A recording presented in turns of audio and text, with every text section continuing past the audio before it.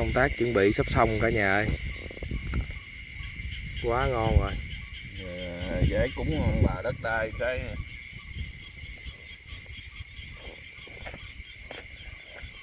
bà gì nhau với con cháu ông bà ơi. Bà cô bác những người phước mặt mài đồ đây với nhậu với con cháu rồi nha. Ông bịa gì nhậu một độ săn bắt rồi cho chúng đây. Mấy anh cũng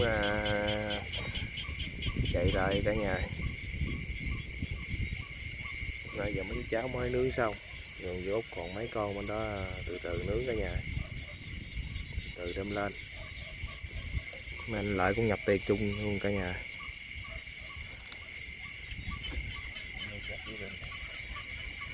Ba thằng mình ngồi nhóm đi, ngồi danh ngồi sẵn ở đây luôn.